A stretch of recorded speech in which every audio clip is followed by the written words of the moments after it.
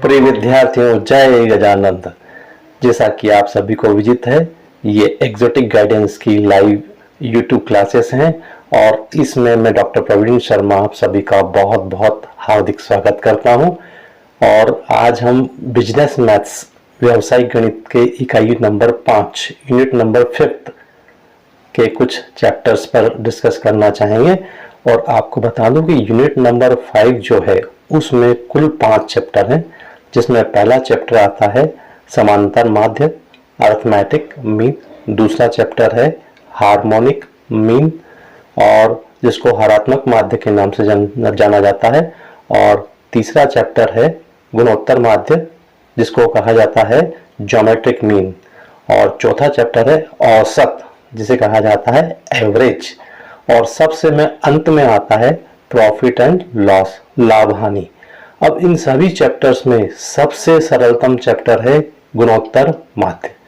गुणोत्तर माध्य की गणना कैसे करेंगे और उसके उदाहरण क्या होंगे, आज की लाइव क्लास में यही आपको बताया जाएगा। साथ ही साथ इस लाइव क्लास में आप देखेंगे जो बिजनेस लॉ है उसके कुछ ऑब्जेक्टिव्स भी हम लेंगे, उसके चैप्टर्स के ऑब्जेक्टिव भी लेंगे और आपको काफ़ी आनंद आने वाला है। तो आप कॉपी पेन और नोटबुक लेकर के तैयार हो जाएं। तो शुरू करते हैं, आइए गुणोत्तर माध्य को। स्टूडेंट्स, ज्योमेट्रिक मीन निकालने के पहले मैं आपको बता देना चाहूँगा कि आपको जो बीकॉम फर्स्ट ईयर में ज्योमेट्रिक मीन का कैलकुलेशन करना है उसमें आपको लॉग निकालते हुए आना चाहिए। लॉग और एंटी लॉग, आपको मालूम है कि लॉग टेबल और एंटी लॉग टेबल आपको मैथ्स के बुक में सबसे पीछे अटैच करके दी हुई हैं। प्रश्न ये उपस्थित होता है कि यदि मान लीजिए एग्जाम में गुणोत्तर माध्य का क्वेश्चन आता है या लॉग या एंटी लॉग का क्वेश्चन आता है, तो आपका यह प्रश्न हो सकता है कि लॉग टेबल हम कहाँ से लाएंगे। तो एग्जाम में आपको लॉग टेबल प्रोवाइड की जाती है, उसकी चिंता करने की आवश्यकता नहीं है। लॉग टेबल आपको एग्जामिनेशन हॉल में दिया जाता है। तो लॉग में कैरेक्टरिस्टिक्स और मैंटिसा के आधार पर जो गणना की जाती है बहुत सरलतम होती है। इसमें आपको पूर्णांश और अपूर्णांश देखना होता है। पूर्णांश निकालने के लिए यदि मान लीजिए संख्या 1 से ज़्यादा है तो n-1 का फार्मूला लागू होता है, और यदि मान लीजिए संख्या 1 से कम है तो n+1 का फार्मूला लागू होता है, और उसके आधार पर लॉग टेबल में मीन डिफरेंस और मेन टेबल को देख करके गणना की जाती है। उसके लिए हम अलग से लाइव क्लास का आयोजन करेंगे। तो आज सबसे पहले देखते हैं गुणोत्तर माध्य की गणना कैसे की जाती है। क्या आप सभी तैयार हैं अपनी नोटबुक के साथ और आपने कॉपी पेन तैयार कर लिया है? तो कृपया करके मुझे यस सेंड करें, मैं आपके यस का इंतजार कर रहा हूँ। आप सभी का एग्जोटिक गाइडेंस की यूट्यूब क्लास से जुड़ने के लिए बहुत बहुत धन्यवाद। आप सभी का पुनः पुनः हार्दिक हार्दिक स्वागत है। जो व्यक्तिगत श्रेणी होती है उसमें व्यक्तियों के बारे में या विभिन्न शहरों के बारे में या व्यक्तियों की विभिन्न प्रकार की या तो आय हो सकती है या व्यय हो सकता है या बचत हो सकती है। यदि मान लीजिए अलग अलग देश हैं तो वो अलग अलग देशों की आय के बारे में भी जानकारी हो सकती है। यदि मान लीजिए अलग अलग राज्य हैं जैसे जय मध्य प्रदेश, छत्तीसगढ़, राजस्थान, उत्तर प्रदेश, झारखंड, बिहार, तमिलनाडु आदि, तो ये इंडिविजुअल स्टेट हो गए। ऐसे ही व्यक्तियों में भी अलग अलग व्यक्ति हो सकते हैं, मनोज, दिनेश, मुकेश, रमेश आदि। तो जब इनकी फ्रीक्वेंसी को हम गणना करेंगे, जब इनके नंबर्स को हम गणना करेंगे तो 1, 2, 3 के अकॉर्डिंग काउंटिंग की जाएगी। जैसे मान लीजिए 8 व्यक्ति हैं तो n कितना हो जाएगा, 8 के बराबर n हो जाएगा। तो कैसे व्यक्तिगत श्रेणी में हम गुणोत्तर माध्य की गणना करते हैं उसका उदाहरण भी लेंगे, उसका सूत्र भी लेंगे और सारी चीजों को हम स्पष्ट रूप से देखेंगे। आप सभी रेडी हो गए होंगे, आपके पेन नोटबुक तैयार हैं। Thank you very much for joining the exotic guidance again. अंकगणितीय माध्य में अलग अलग प्रकार के माध्य बताए गए हैं। उनमें से एक माध्य गुणोत्तर माध्य भी है जिसे ज्योमेट्रिक मीन के नाम से जाना जाता है। ज्योमेट्रिक मीन होता क्या है इसको देखते हैं। सबसे पहले आज जो अलग अलग प्रकार की सीरीज होती हैं उन सीरीज में 3 प्रकार की सीरीज बताई गई है। पहला इंडिविजुअल सीरीज, व्यक्तिगत श्रेणी, दूसरा डिस्क्रीट सीरीज, खंडित श्रेणी, और तीसरा आता है ग्रुप सीरीज या कंटिन्यूअस सीरीज। तो ज्योमेट्रिक मीन का आशय क्या है, हम देखते हैं कि किसी भी श्रेणी में जितनी संख्याएं होती हैं, कितने भी नंबर होंगे, उनका जो गुणोत्तर माध्य है उस श्रेणी के जितने भी पद होंगे, ऑल नंबर्स, यहाँ पर इंपॉर्टेंट चीज है सभी पदों, ऑल नंबर्स के गुणनफल अर्थात मल्टीप्लिकेशन का मूल्य होता है। इसके नाम से स्पष्ट हो रहा है कि गुणोत्तर मल्टीप्लिकेशन। तो आपको समझ में आ गया हो, किसी श्रेणी में जितनी संख्याएं होती हैं उनका आपस में गुणा करना, सभी पदों का मल्टीप्लिकेशन करना गुणोत्तर माध्य होता है। फॉर एग्जाम्पल, श्रेणी में यदि मान लीजिए 2 पद हैं और तो दोनों का गुणनफल का जो वर्गमूल अर्थात स्क्वायर रूट होगा वो गुणोत्तर माध्य होगा। फॉर एग्जाम्पल यहाँ दिखाई दे रहा है आपको 3 में 3 का गुणा, रूट लिया 3 का तो 3 3 9, और इस तरह से 3 उसका गुणोत्तर माध्य होगा। श्रेणी में यदि 3 पद हैं तो उसके गुणनफल का घनमूल गुणोत्तर माध्य होगा। गुणोत्तर माध्य क्या होगा, घनमूल 3 × 3 × 3 अर्थात 27 जो है, 27 जो है उसके लिए 3 का जो घनमूल होगा 3³ वह गुणोत्तर माध्य कहलाएगा। इस प्रकार यह सभी पदों के मूल्यों पर आधारित होने के कारण बहुत बड़े व छोटे मूल्यों को प्रभावित भी करता है। कुछ स्थितियों में तो गुणोत्तर माध्य समांतर माध्य के समकक्ष भी होता है। तो इस प्रकार से यह देखा जाए तो यह सिंपल अरिथमेटिक मीन जो होता है, समांतर माध्य जो होता है, उसके बराबर भी कभी कभी हो सकता है। आगे के भाग में हम देखेंगे कि गुणोत्तर माध्य की गणना कैसे की जा सकती है। मेरे ख्याल से आपको अर्थ स्पष्ट हो गया होगा गुणोत्तर माध्य का। आइए देखते हैं कि व्यक्तिगत श्रेणी में गुणोत्तर माध्य की गणना कैसे की जा सकती है। Calculation of geometric mean under individual series. व्यक्तिगत श्रेणी में हमें गुणोत्तर माध्य की गणना करने के लिए 4 स्टेप्स फॉलो करना पड़ेंगी। हमें जो वैल्यूज दी गई हैं, हमें जो पदों के मूल्य दिए गए हैं, उनको क्रमशः टेबल में पहले कॉलम में हम राइट डाउन कर लेंगे, लिख लेंगे। इसके बाद स्टेप नंबर 1 के अंतर्गत हम लॉग जो टेबल होगी, हम जानते हैं लॉग टेबल के जो अलग अलग पार्ट्स होते हैं, 2 पार्ट होते हैं लॉग टेबल के, और जो वैल्यूज होगी उसके लिए कैरेक्टरिस्टिक्स और मैंटिसा, पूर्णांश और अपूर्णांश की गणना करने के आधार पर हम लॉग टेबल के माध्यम से लॉग की गणना सबसे पहले करेंगे। तो स्टेप नंबर 1 हो जाएगा लॉग टेबल के माध्यम से वैल्यूज का लॉग फाइंड आउट करना, यह हमारा एक कॉलम रहेगा। स्टेप नंबर 2 में हमने जो सभी जो वैल्यूज हैं उनका जो लॉग लिया हुआ है उसका हम टोटल करेंगे। एक कॉलम जो हमने बनाया हुआ है वैल्यूज के लॉग का, जितने भी लॉग हमको लॉग टेबल से मिलेंगे उन लॉग टेबल का हमको टोटल करना होगा।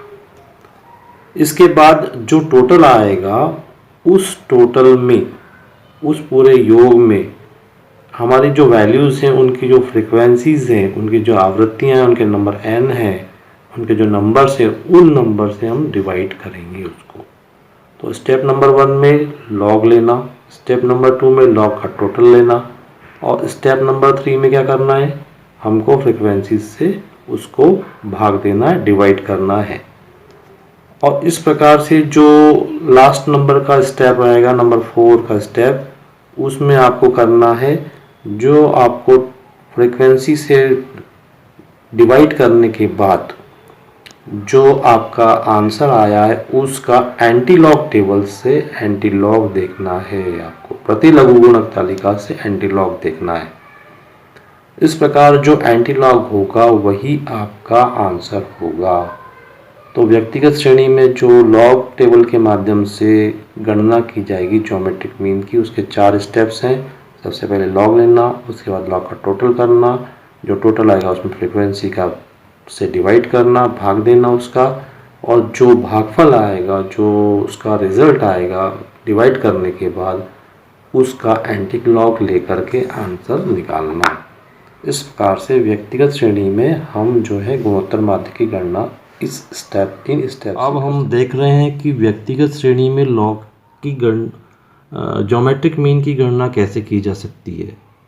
एक एग्जाम्पल लिया गया है। इस एग्जाम्पल में एक कुछ फैमिलीज़ हैं, उनकी जो डेली इनकम है, जो 8 फैमिलीज नंबर में दी गई हैं, उनकी डेली इनकम के बारे में बताया गया। इनकम्स आप लोगों को दिखाई दे रही हैं। There are 8 families. First family की इनकम 70, दूसरे की 10, तीसरे की 500, 775, नेक्स्ट की 8 और 250, नेक्स्ट 8 और 52। इस प्रकार से ये एग्जाम्पल दिया गया है। इस एग्जाम्पल में हम ज्योमेट्रिक मीन को कैलकुलेट करना चाहेंगे।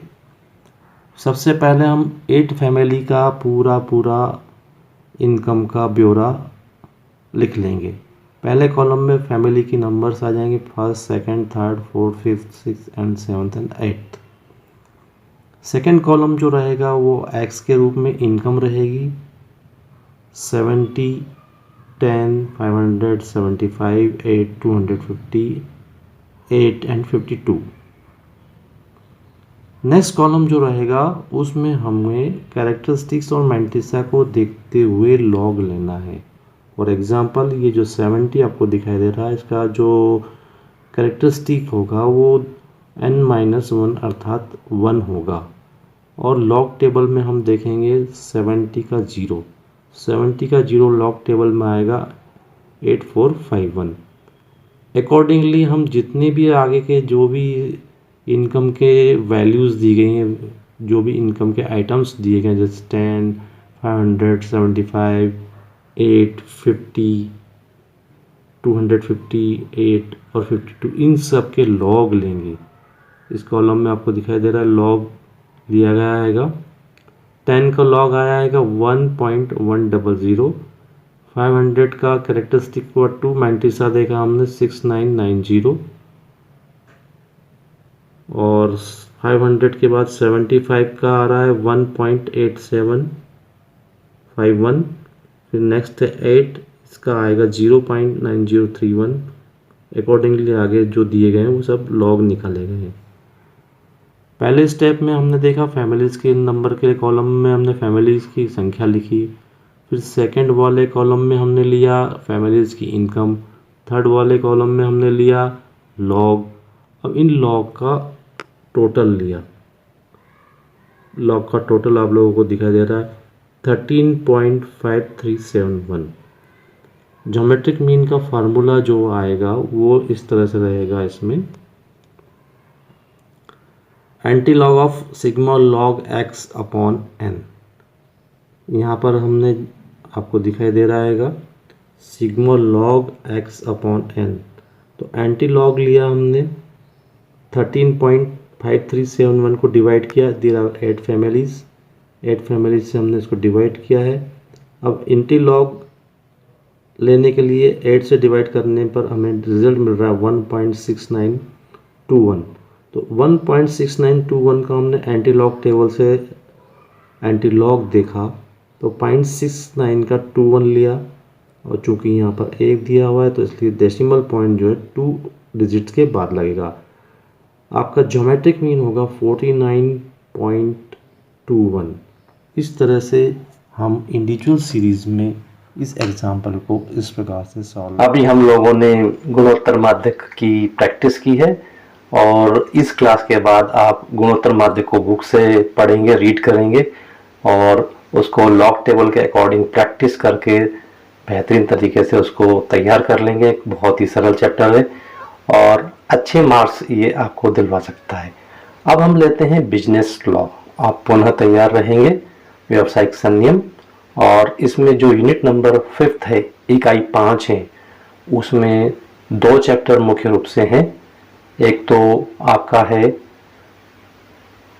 FEMA 2000, foreign exchange management act 2000, जिसको कि व्यावसायिक नियमन अधिनियम फेरा के स्थान पर लाया गया था। फिर दूसरा चैप्टर है बौद्धिक संपदा अधिकार अधिनियम। इसमें कुल मिलाकर के 3 अधिनियम आते हैं, जिसको बोलते हैं इंटेलेक्चुअल प्रॉपर्टी राइट एक्ट, बौद्धिक संपदा अधिकार अधिनियम, जिसमें patent right act, copyright act और ट्रेडमार्क एक्ट, इन 3 एक्ट को शामिल किया गया है। तो आज सबसे पहले हम फेरा के स्थान पर जो फेमा लेकर के आया गया है 2000 में, वर्ष 2000 में, उससे संबंधित कुछ ऑब्जेक्टिव देखते हैं। आप लोग तैयार रहिएगा और साथ में प्रैक्टिस कीजिए। Happy thoughts dear students, I heartly welcome in that live streaming class today. जैसा कि हमारे मंत्री महोदय, जो उच्च शिक्षा मंत्री महोदय, उन्होंने कहा है कि जो ओपन बुक्स एग्जाम होंगी उसमें ऑब्जेक्टिव टाइप क्वेश्चंस ज़्यादा आएंगे। तो एग्जॉटिक गाइडेंस ने उसी चीज़ को ध्यान में रखते हुए आपके लिए लाइव स्ट्रीमिंग शुरू किया हुआ है। और इसमें हम आज यूनिट 5 इकाई 5 से कुछ ऑब्जेक्टिव लेंगे जो कि foreign exchange management act FEMA से रिलेटेड हैं, और उनके बारे में आपको बताया जाएगा स्पष्ट रूप से कि किस तरह से फेमा पे कौन कौन से ऑब्जेक्टिव बनते हैं। हमारे इन ऑब्जेक्टिव्स की ये विशेषता है कि ये कलरफुल हैं, जिनको बार बार सुनने और देखने से आपको बहुत अच्छी तरह से याद हो जाता है। लेफ्ट और राइट ब्रेन के कॉम्बिनेशन के माध्यम से हम यह अध्ययन करते हैं। तो मुझे उम्मीद है कि आप सभी को बहुत पसंद आएगी। यदि आपको पसंद आएगी तो आप ज़रूर इसको यस भेजिएगा, यस सेंड कीजिएगा। इस स्ट्रीमिंग क्लास में आपका सभी का पुनः बहुत बहुत हार्दिक स्वागत है। और हम अब आगे बढ़ेंगे। फेमा, जैसा कि आपको मालूम है, फॉरेन एक्सचेंज रेगुलेटिंग एक्ट फेरा, जो भारतीय विदेशी मुद्रा का नियमन अधिनियम था, फॉरेन एक्सचेंज रेगुलेटिंग एक्ट फेरा 1973 के स्थान पर फेमा लगाया गया था, फेमा लागू किया गया था। फॉरेन एक्सचेंज मैनेजमेंट एक्ट पहले वाला एक्ट था, रेगुलेटिंग एक्ट, और यह है foreign exchange management act FEMA. तो पहला जो ऑब्जेक्टिव बनता है उसको देखते हैं। सबसे पहला नंबर 1 का ऑब्जेक्टिव है यहाँ पर। प्रथम जो इसका विदेशी विनिमय प्रबंधन अधिनियम कब लागू हुआ, व्हेन वाज फेमा इन्फोर्स्ड। जो फेमा है वो 1 जून 2000 को लागू हुआ। इसकी डेट आपको याद रखना है, फेमा 1 जून 2000 को लागू किया गया। फिर नेक्स्ट आता है, दोषी व्यक्ति यदि अर्थदंड की राशि का भुगतान करने में असमर्थ है तो वो धारा 13(1) के अंतर्गत कारावास का भागी होगा। कितने दिन के कारावास का भागी होगा? यदि मान लीजिए फेमा का उल्लंघन किसी व्यक्ति के द्वारा किया जाता है तो दोषी व्यक्ति को जो अर्थदंड दिया जाएगा, इकोनॉमिक पेनल्टी दी जाएगी, जो कल्प्रीट है उसको जो पेनल्टी दी जाएगी अंडर सेक्शन 13(1) के अंतर्गत 90 डेज का उसको इम्प्रिजनमेंट दिया जाएगा, 90 दिन का कारावास। इसको आप नोट कर लीजिए फटाफट, 90 दिन का कारावास दिया जाएगा। फिर नेक्स्ट आता है न्यायिक सत्ता से आशय, धारा 16 के अंतर्गत किससे है? न्यायिक सत्ता से आशय धारा 16(1) के अंतर्गत किससे है? Judicial power under section 16(1) means, यानी न्यायिक सत्ता से आशय किससे है? न्यायिक सत्ता से आशय है अधिकृत व्यक्ति, ऑथोराइज्ड पर्सन। तो इस तरह से ये जो न्यायिक सत्ता के नाम से जाना जाता है वह व्यक्ति होता है ऑथोराइज्ड पर्सन। इसका आंसर है ऑथोराइज्ड पर्सन, यानी कि हिंदी में इसको बोलेंगे अधिकृत व्यक्ति। ए पर्सन, नेक्स्ट आता है a person who is authorised to a deal in foreign exchange और security by Reserve Bank is called. जो रिजर्व बैंक द्वारा विदेशी विनिमय अथवा प्रतिभूतियों में व्यवहार करने के लिए अधिकृत होता है उसे कहते हैं। A person who is authorised to deal in foreign exchange और securities by Reserve Bank is called as, यानी कि रिजर्व बैंक के द्वारा जिस व्यक्ति को प्रतिभूतियों में व्यवहार करने के लिए और विदेशी विनिमय में व्यवहार करने के लिए अधिकृत किया जाता है, उसे क्या कहा जाता है? उसे कहा जाता है ऑथोराइज्ड पर्सन, अधिकृत व्यक्ति। ये विशेष ध्यान रखना है आपको। नेक्स्ट लेते हैं सिक्के एवं बैंक नोटों को। सिक्के एवं बैंक नोटों को फेमा में क्या कहा जाता है? What is called about currency and bank note in FEMA? तो बैंक नोट और करेंसी को फेमा यानी फॉरेन एक्सचेंज मैनेजमेंट एक्ट में क्या कहा जाता है? चलन में नोट। इनको क्या कहा जाता है? चलन में नोट, कस्टम नोट। ये विशेष ध्यान रखना है, नोट कर लीजिएगा इसको। इनको कहा जाता है चलन में नोट। नेक्स्ट है फेमा के अंतर्गत व्यक्ति में शामिल हैं। फेमा के अंतर्गत व्यक्ति में शामिल है। Person includes under the FEMA. तो फेमा के अंतर्गत व्यक्ति में 3 चीजें शामिल है। नंबर 1 पहला व्यक्ति, दूसरा फर्म और तीसरा कंपनी। इन तीनों को ही व्यक्ति माना गया है। First one is person, second one is firm and third one is company. तो फेमा के अंतर्गत व्यक्ति में 3 लोगों को शामिल किया गया है, व्यक्ति, फर्म और कंपनी। नेक्स्ट आता है फेमा के अंतर्गत हस्तांतरण में शामिल है। फेमा के अंतर्गत हस्तांतरण में शामिल है। Transfer includes under the FEMA. FEMA के अंतर्गत हस्तांतरण में क्या क्या शामिल है? तो फेमा के अंतर्गत हस्तांतरण में शामिल है क्रय मतलब परचेज, विक्रय मतलब सेल्स और विनिमय मतलब exchange. Purchase, sales and exchange, these 3 includes in FEMA. FEMA में ट्रांसफर के अंतर्गत क्रय भी है, विक्रय भी है और विनिमय भी। इसको भी नोट कर लीजिए फटाफट से। और नेक्स्ट लेते हैं हम फेमा के अंतर्गत अधिकृत व्यक्ति से आशय है जिसे आरबीआई के द्वारा निम्न कार्य की स्वीकृति दी गई है। तो अधिकृत व्यक्ति जो होता है फेमा के अंतर्गत, उसको आरबीआई के द्वारा स्वीकृति दी जाती है। किस संबंध में स्वीकृति दी जाती है? ये विदेशी विनिमय में व्यवहार की, विदेशी विनिमय में व्यवहार की स्वीकृति दी जाती है।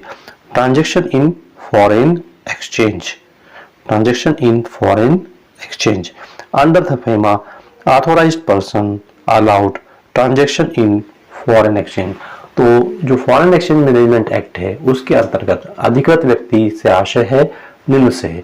कौन सा?